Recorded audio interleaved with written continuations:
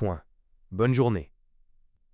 Si vous vous demandez s'il vaut la peine d'acheter la Hyundai Elantra de 5e génération et quels problèmes vous pourriez rencontrer lors de son fonctionnement, alors vous êtes au bon endroit.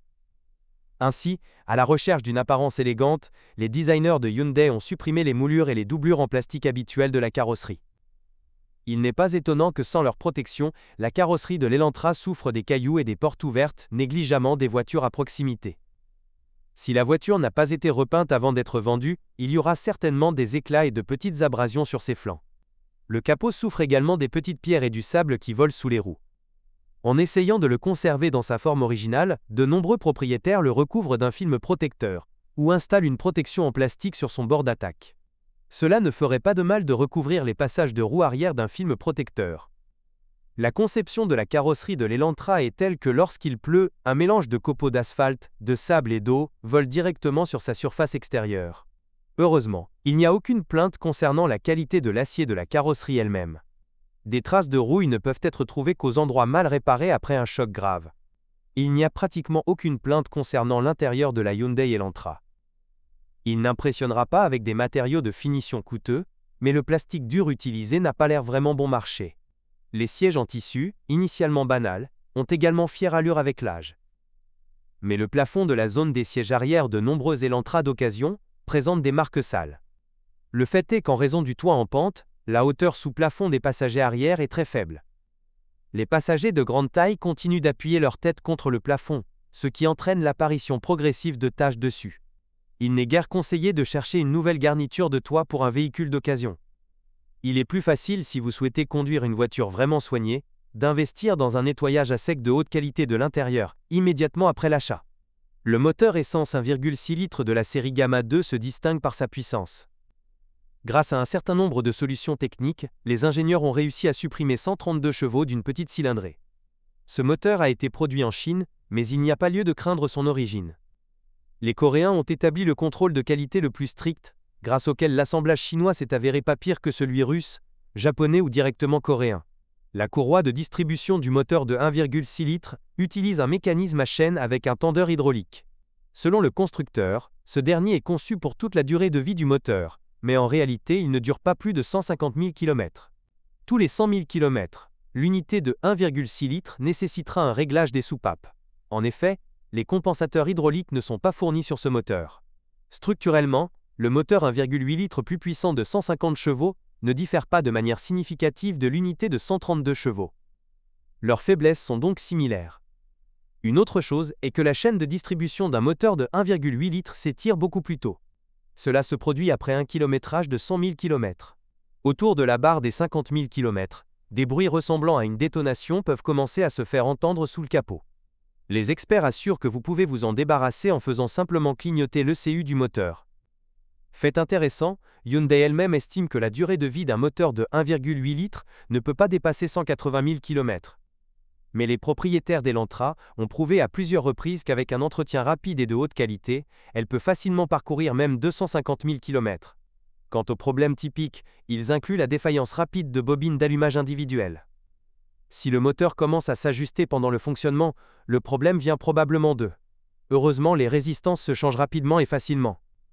Les propriétaires d'Elantra pré-restylés avec un moteur de 1,8 litres ont noté qu'avec l'arrivée du froid, la voiture peut ne pas démarrer du premier coup.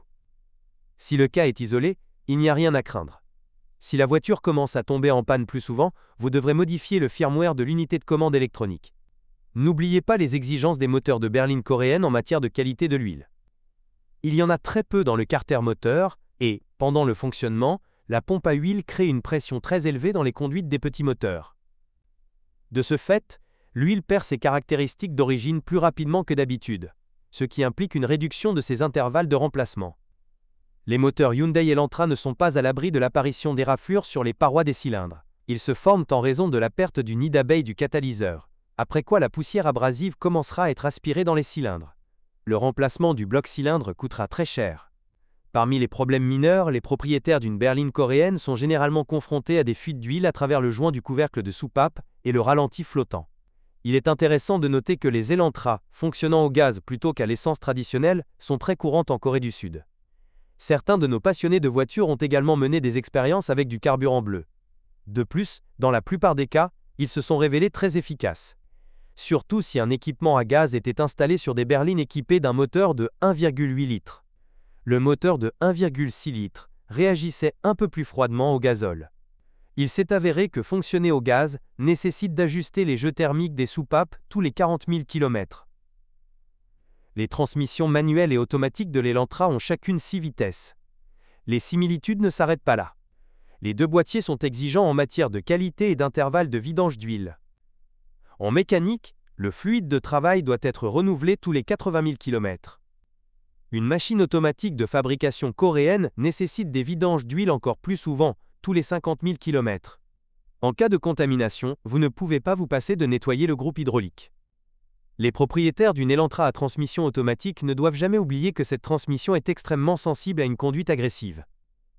En cas de glissement, il existe une forte probabilité que les dents du boîtier de différentiel se brisent, ce qui entraîne son remplacement. Bien entendu, toutes choses égales par ailleurs, les propriétaires de la version plus puissante de 150 chevaux auront plus de problèmes avec la transmission automatique. Ceux qui veulent s'épargner complètement des problèmes devraient faire attention aux berlines à transmission manuelle. Le seul point faible de la mécanique est considéré comme une fuite du joint d'huile de l'arbre d'entrée. La suspension de l'Elantra est techniquement simple, donc par définition elle ne peut pas causer de gros problèmes. La poutre de torsion arrière semi-indépendante est très fiable. Seuls les blocs silencieux s'y usent. Mais même eux durent le plus souvent plus de 100 000 km.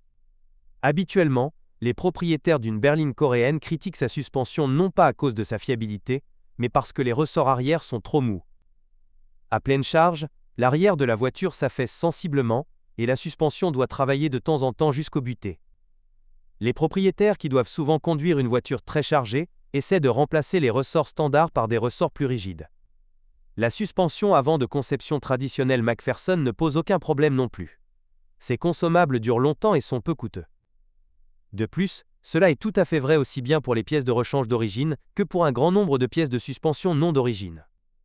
Relativement rapidement, en moyenne, dans un rayon de 40 000 km, les rotules tombent en panne sur nos routes. Mais comme cette pièce n'est pas durable sur presque toutes les voitures, cela ne vaut guère la peine de considérer cela comme un inconvénient sérieux. Trouver une Elantra avec une suspension morte est également difficile, car ce modèle a généralement été acheté comme voiture familiale. En conséquence, la plupart des Elantras sont utilisés avec précaution. Les versions pré-restyling de l'Elantra se caractérisaient par des bruits de cognement dans la direction assistée électrique. Cette maladie infantile s'est manifestée particulièrement rapidement chez les propriétaires qui devaient souvent conduire sur de mauvaises routes. Il est facile de se débarrasser des bruits de cognement. Il suffit de remplacer la bague de crémaillère en plastique bon marché. Sans la fuite du tuyau qui va du maître-cylindre au bloc du système de freinage anti-blocage, il n'y aurait pas lieu de penser au système de freinage de la berline coréenne. Habituellement, les premières traces de fuite sont détectées après un kilométrage de 40 000 km. Bien entendu, il ne faut jamais hésiter à remplacer un tuyau qui fuit. Il y avait quelques inconvénients, mais même en les prenant en compte, la berline Hyundai Elantra de 5e génération peut être qualifiée de voiture totalement fiable. La version avec un moteur de 1,6 litres et une transmission manuelle posera un minimum de problèmes avec un entretien approprié. Les berlines de 2 litres à transmission automatique sont également bonnes, mais seulement s'ils étaient entre les mains de propriétaires attentionnés avant la vente. Si vous êtes propriétaire, assurez-vous de laisser un commentaire sur cette voiture. Votre avis aidera certainement les autres à choisir une voiture.